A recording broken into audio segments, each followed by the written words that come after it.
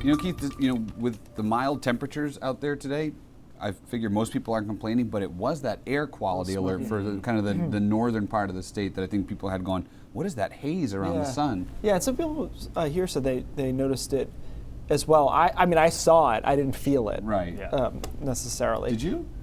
I saw it, didn't feel it. Yeah. But I also didn't go for a run today. Maybe I would have noticed it in that kind of situation. I never go for runs, so that's working out for me. Although I did like quasi commit to doing Beach to Beacon next year, so I might have to at some point do some sort of running. Usually the spectator with the mimosas. Yeah, it's true. Maybe I should stay in that role. It's better. Here's a look at the air quality alert across northern Maine. Everybody does have reduced air quality today across the state, but this is where the smoke density has been highest today.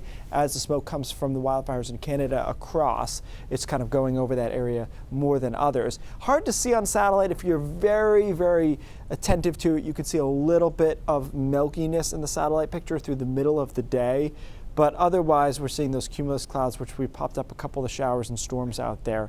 They've generally been really quick moving thunder showers. A few spots, though, Rockland going to see another round of showers and storms. And Bangor saw one come through, and there's a few into the mountains. These don't look overly intense, though. And in fact, there were fewer of them around compared to what was modeled today. So this is kind of underperforming as far as that goes. This model pops up a line around 8 or 9. I don't see a whole lot back there right now, so I think more likely we just have an isolated shower or storm through the rest of the evening. It's cloudy otherwise. Temperatures are into the 50s to around 60 degrees. We start with more clouds tomorrow than we had today, and then showers and storms pop up again in the afternoon. Likely more showers and storms coverage-wise, but the intensity will be similar. Thunder showers popping up through tomorrow afternoon into tomorrow night. And then Friday we start with some clouds, break out to some sun. I really struggled with whether or not I wanted to put a shower chance in the forecast for Friday. I did, just because it was a little bit too high to ignore.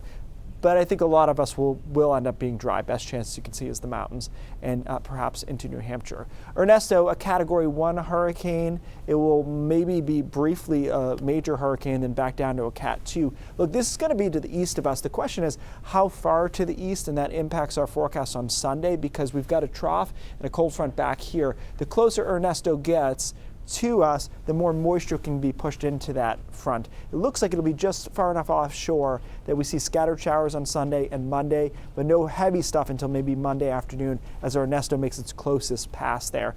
We've talked about this. There will be the big wave action likely from it because it will be just close enough to make things interesting in that regard.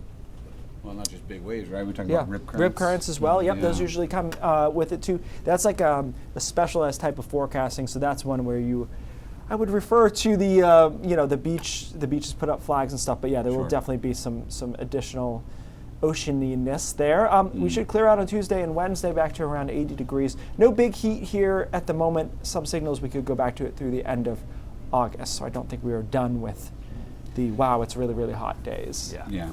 And sorry, I didn't mean to put you on the spot there. No. It was more just thinking about like we got a lot of people on vacation and end of camps and getting ready for school and being at the beach. No, you're right. It's just a matter of, like I said, the timing of it, like when the worst part of it is will likely be closer to when Ernesto gets close to us Sunday. Yeah, good to know. Thanks, Keith.